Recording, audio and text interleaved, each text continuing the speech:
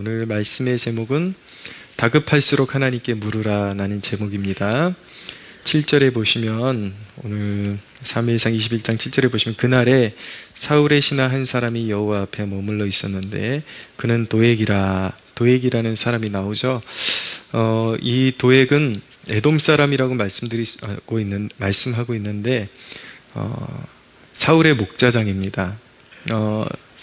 사무엘상 14장에 보면 이제 그때만 해도 하나님께서 사울을 이렇게 든든하게 밀어주셔서 모든 전쟁마다 승리하는 대목이 나오는데 모압과 암몬 그리고 에돔, 블레셋 이런 나라들을 이제 치면서 대승을 거두게 되는데 이 에돔을 쳤을 때에 아마 이 도액이라는 사람이 사울에게 항복하고 아주 충성스러운 모습을 보여서 사울에게 인정을 받았던 것 같습니다. 그래서 이제 사울의 목자장이 되고 뿐만 아니라 이렇게 성경학자들은 이 군사적인 그런 어떤 지휘권까지 가지고 있었던 단순한 목자장이 아니라 굉장히 그 권세 있는 그런 사울의 신복이었다라는 것으로 그렇게 해석이 됩니다.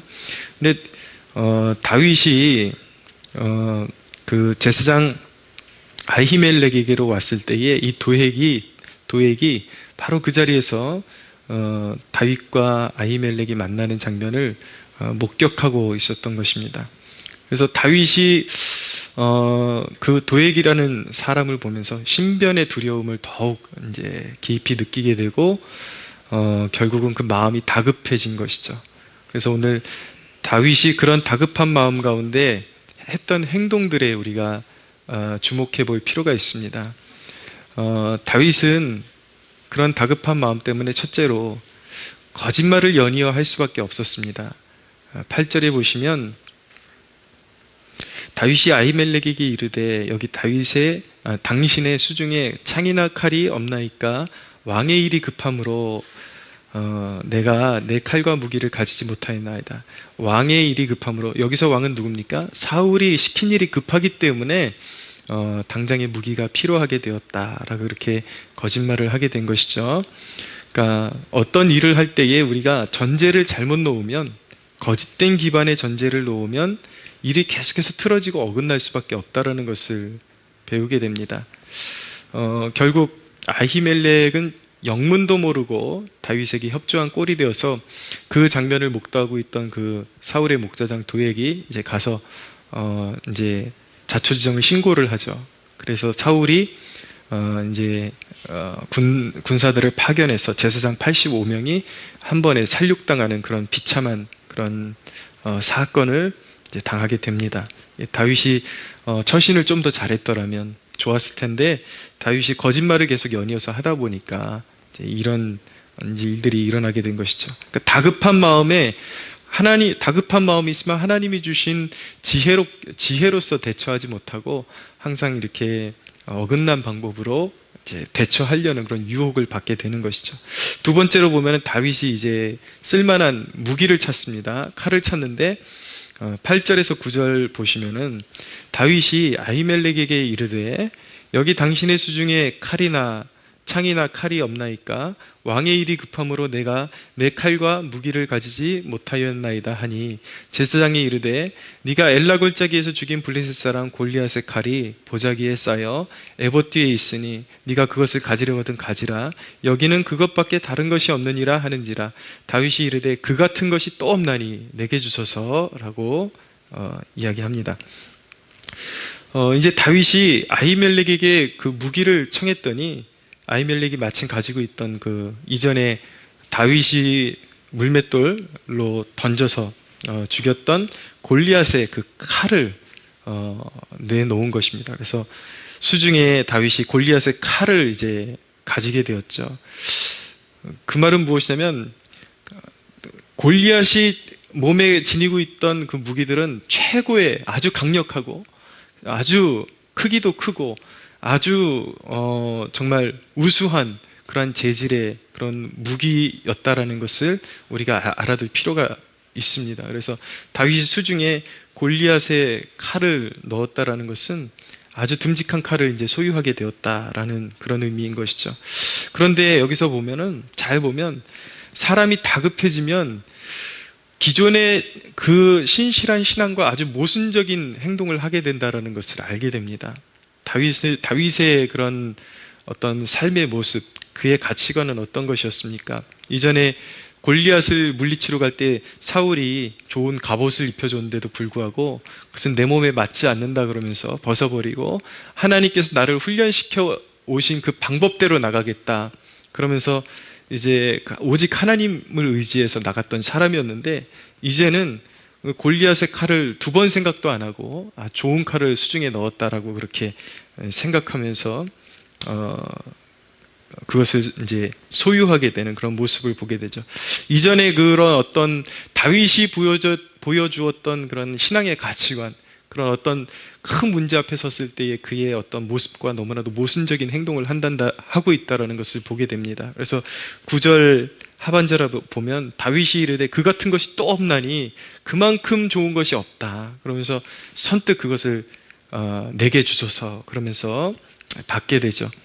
그래서 이 다급함에 빠지게 되면요, 사람이 그런 기존의 신앙과 모순적인 행동을 취하면서도 스스로 위안을 줍니다.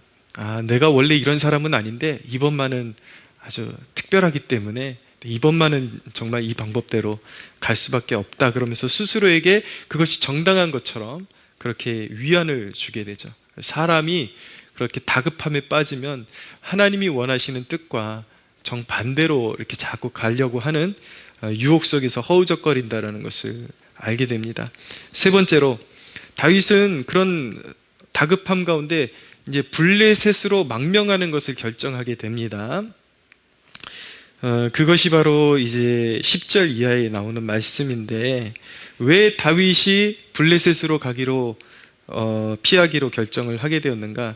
다윗이 골리앗을 쳐 죽인 지가 벌써 3, 4년이 지났기 때문에 아마 블레셋 사람들이 자기의 변한 인상착의나 이런 것들을 잘 몰라볼 것이라고 생각했던지, 아니면 그래도 블레셋의 입장에서는 적군의 아주 유능한 장수가 귀순해 오는 것이기 때문에 아마 블레셋 사람들도 유능한 장수가 그렇게 귀순해 오면 기뻐하지 않을까라는 그런 생각을 가지고 갔을 것 같습니다. 이런 이제 가능성들이 있는데, 어떤 마음으로 넘어간지 이제 다윗밖에 모르겠죠.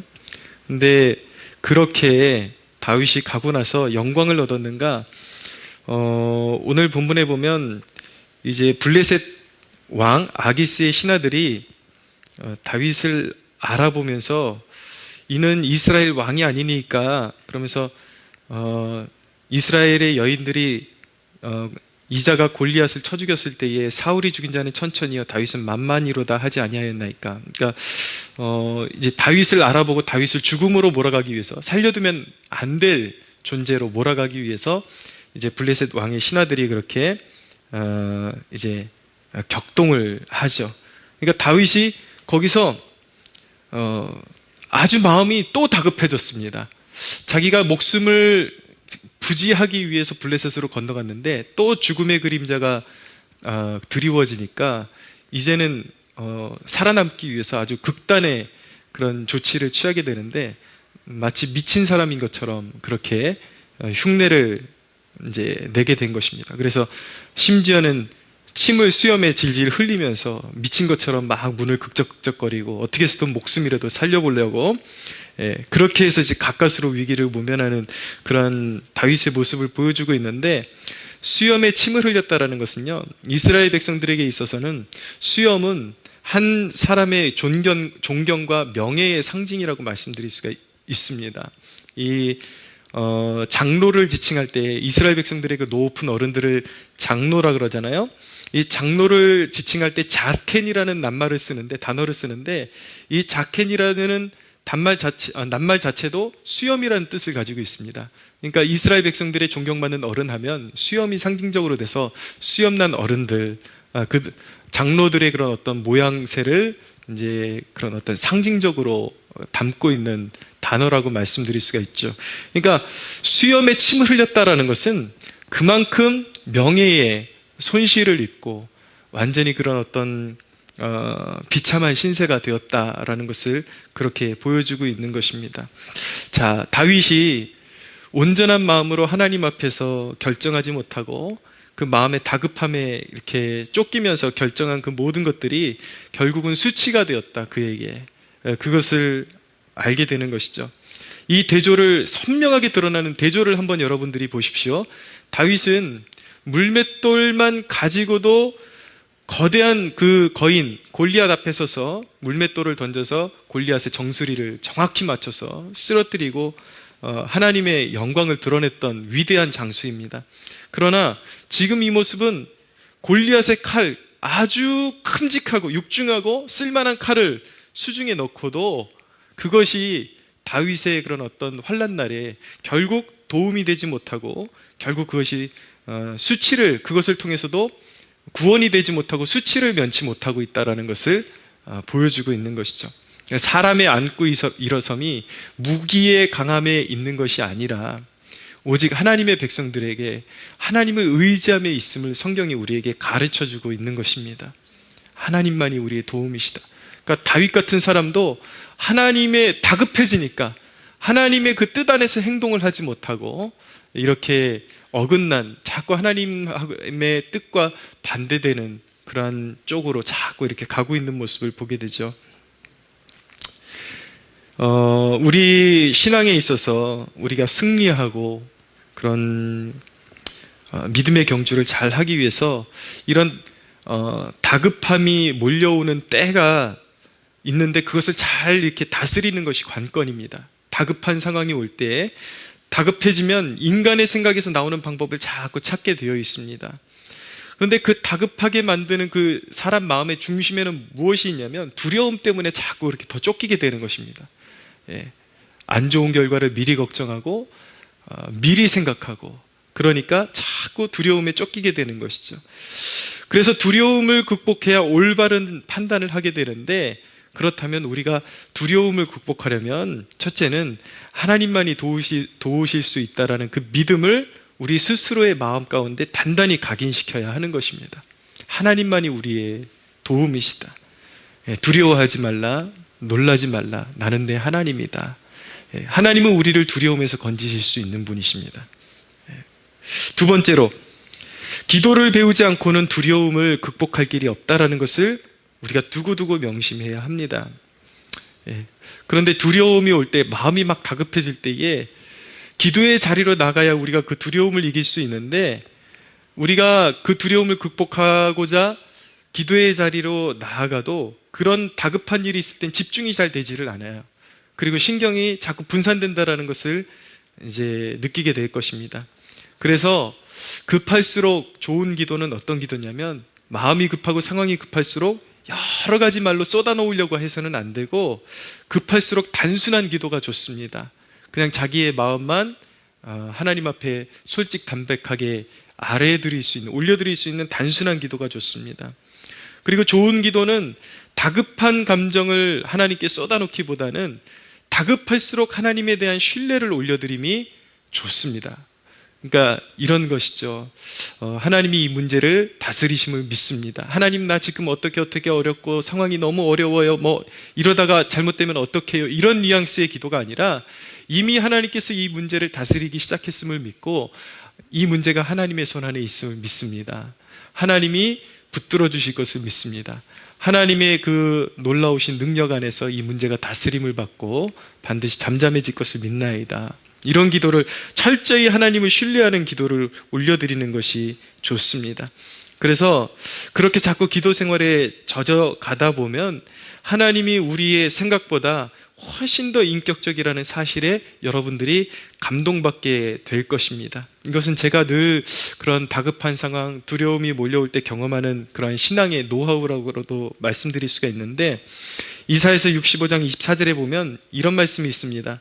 그들이 부르기 전에 내가 응답하겠고 그들이 말을 마치기 전에 내가 들을 것이다. 하나님과의 좋은 관계 속에서 드려지는 기도가, 하나님의 백성들이 절박하게 기도를 올려드릴 때에 그 마음의 진심을 하나님께 통할 때에 그 기도의 그 말 끝이 떨어지기도 전에 하나님께서 응답하실 것이다, 들으실 것이다 라는 그러한 약속인 것입니다. 믿으십시오.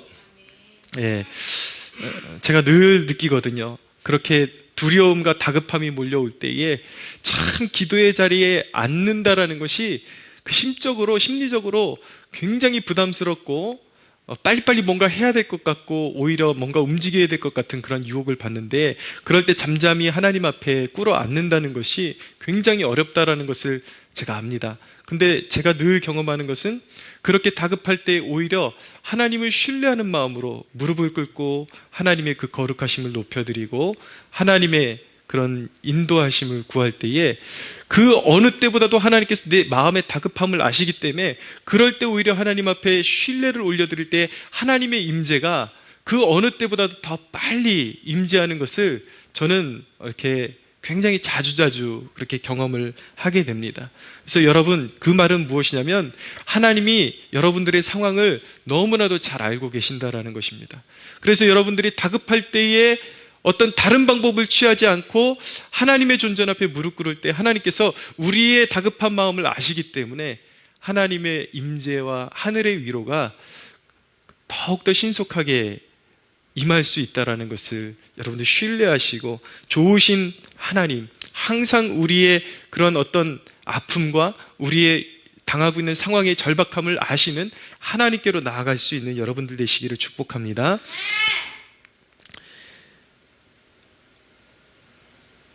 여러분들이 삶을 살아가면서 인생의 해답이 하나님뿐이 없다라는 사실을 마음에 품고 다급할 때에 오히려 더욱더 기도의 자리로 발걸음을 옮기는 그 순간부터, 여러분들이 기도하기로 마음 먹고 기도의 자리로 발을 옮기는 그 순간부터 하나님은 이미 응답을 예비해 놓고 기다리시는 분이라는 것을 신뢰할 수 있게 되기를 바랍니다. 세 번째로, 그런데 우리가 솔직히 좀 어리석을 때가 많잖아요. 우리가 이렇게 진작 하나님과의 소통과 교통 가운데서 모든 문제를 해결할 수 있다면 좋은데, 때때로 우리도 다윗처럼 이런 실수에 빠집니다. 그래서 이미 일을 다 저질러 놓고 인간적인 방법으로 먼저 뛰어들었다가 일을 처리했다가 수치를 당했다면 그때는 어떻게 해야 되는가? 늦었다고 생각하지 말고 깨달은 즉시, 이것은 하나님의 방법이 아니구나, 그렇게 깨달은 즉시 여러분들 태도를 바로 고칠 수가 있어야 하는 것입니다. 하나님은 때때로 우리가 어떤 문제에 대해서 집중적인 기도를 시작하기도 전에 어떤 사인을 주기도 하십니다. 그러니까 어떤 우리가 걸어가서는 안 되는 길에 대해서 하나님께서 그 길은 아니다라고 그렇게 먼저 어떤 사인을 주시기도 하시는데, 그러나 하나님께서 다윗에게 오늘 이런 곰핍한 상황을 허락하신 것은 이런 상황이 다윗의 전체적인 인생에 있어서 유익하기 때문에 하나님께서 허락하신 것이기도 한 것입니다. 우리가 신앙생활하면서 알아야 되는 것은 무엇이냐면 영적인 실패도 학습이다라는 것을 알아야 합니다. 그러니까 실패를 통해서 인간적인 방법을 취해놓고 이제 그런 어떤 수모와 수치를 당하게 될 때에 이렇게 하면 안 된다라는 확신을 배우게 되는 학습인 것입니다. 그래서 이렇게 하면 안 된다는 그 확신으로부터 이제는 더 나은 방법을 찾게 되는 것인데, 복이 있는 사람은 바로 그런 이렇게 하면 절대로 안 된다라는 확신을 얻는 동시에 역시 하나님만이 우리 인생의 해답이다라는 답을 얻게 되는 것입니다. 할렐루야. 네. 하나님께서 우리에게 이런 곰핍한 그런 시간을 주실 때 배우기를 원하시는 것이, 왜 하나님께서는 우리가 진작 하나님을 찾을 수 있도록 무언가 자극을 주셨으면 좋았을 텐데 왜 인생의 착오를 겪게 하셔서 이런 아픔을 그대로 우리가 몸소 체험할 수 있도록 허락하시는가? 바로 체득적으로 오직 하나님만이 진리라는 것을 깨닫게 하시기 위해서 그런 상황을 우리에게 허락하신다. 이것을 분명하게 우리가 알고 있어야 합니다. 그런데 이런 다윗이 이렇게 실수하고 넘어지는 대목, 이런 성경의 대목은 사실은 우리에게 얼마나 큰 위로가 되는 대목인지 모릅니다. 하나님이 가장 사랑하신 사람 중에서는요, 이 에스더서에 나오는 모르드게 같은 사람은 굉장히 철저한 사람이잖아요. 절대로 타협을 안 하죠. 그래서 하만에게 절대 무릎 꿇지 않고 그런 어떤 영적인 위기를 어떻게 대처할 것인지에 대해서 이렇게 굉장히 민감하게 반응하는 사람이 모르드게였죠. 그런 사람이 있는 반면에 그런 사람만 있었다면 어쩌면 우리는 오히려 영적인 좌절감에 더 빠져들었을지도 모릅니다. 왜냐하면 우리는 실수를 더 많이 하니까요. 때때로 우리는 자꾸 하나님이 원하시지 않는 방법으로 가려는 유혹을 더 쉽게 받으니까요. 그러나 큰 위로가 되는 대목은 위대한 하나님이 성경 역사 속에서 가장 사랑하고 인정하셨던 다윗조차도 이렇게 실수했다라는 거, 이렇게 때때로 마음이 다급해질 때 하나님을 먼저 찾지 않고 인간적인 방법을 먼저 선택함으로 말미암아 이렇게 공경을 당하는 이 모습이 우리에게 굉장히 그럴 수 있다, 하나님의 백성으로 살아가도 신실한 하나님의 백성이라도 그럴 수 있다라는 위로를 우리에게 안겨주는 것입니다. 그래서 이런 기사는 우리의 넘어짐조차도 하나의 영적인 성장의 도구가 될 수 있음을 보게 해주시는 것입니다. 여러분, 오늘 다윗은 결국 이런 환난을 통해서 소중한 것을 배웠습니다. 그래서 다윗이 이렇게 블레셋 왕 앞에서 이렇게 미친 채 하다가 쫓겨난 이후에 그가 기록한 시편이 바로 시편 34편인데 시편 34편에서 시편 34편 17절 이하에는 이렇게 말씀합니다. 한번 들어보십시오. 의인이 부르짖음에 여호와께서 들으시고 그들의 모든 환난에서 건지셨도다. 여호와는 마음이 상한 자를 가까이 하시고 충심으로 통회하는 자를 구원하시는도다. 의인은 고난이 많으나 여호와께서 그의 모든 고난에서 건지시는도다. 그의 모든 뼈를 보호하시며 그중에서 하나도 꺾이지 아니하도다. 악인이 악인을 죽일 것이라 의인을 미워하는 자는 벌을 받으리로다. 여호와께서 그의 종들의 영혼을 속량하시나니 그에게 피하는 자는 다 벌을 받지 아니하리로다 라고 그렇게 고백하게 된 것입니다. 그러니까 이 시편을 보면 다윗이 이 위급한 상황을 돌파하고 나서 이제 모면하고 나서 비로소 마음을 잡고 하나님 앞에 더욱 간절히 기도했다라는 것을 알게 되는 것이죠. 그 와중에 그 위기를 통해서 자기를 굳건히 세우시고 그 위기에서 건지신 하나님을 찬양하게 된 것입니다. 여러분, 실수할 수 있습니다. 넘어질 수 있습니다. 그러나 그 자리에 머물러 있어서는 안 되는 것입니다. 더욱 깊은 기도의 자리로 나가야 되는 것이고 하나님만이 우리 삶의 소망이심을 정말 마음속 깊은 마음에 우리의 마음의 돌판에 새기고 절대 흔들리지 않는 신앙, 그리고 위급하고 다급하고 두려움이 몰려올수록 세상의 그 다른 어떤 것을 의지하려는 유혹을 담대하게 물리치고 더욱더 침착하게 하나님 앞에 기도의 자리로 나아갈 수 있는 성도로 빚어져야 할 줄로 믿습니다. 우리 오늘 말씀을 통해서 한 가지만 기억하기 원합니다. 우리 하나님은 어떤 하나님인가? 다급할 때 도우시는 분이시다. 우리 인생의 두려움을 물리쳐 주시고 피할 길을 주시는 하나님이시다. 그러므로 여러분, 인생에 다급함이 몰려올 때, 두려움이 몰려올 때 인간적인 방법을 먼저 취하지 마시고 오직 하나님의 품에 제일 먼저 안겨서 하나님께 도움을 간구할 수 있는 지혜로운 하나님의 백성들 되시기를 예수 그리스도의 이름으로 축복합니다.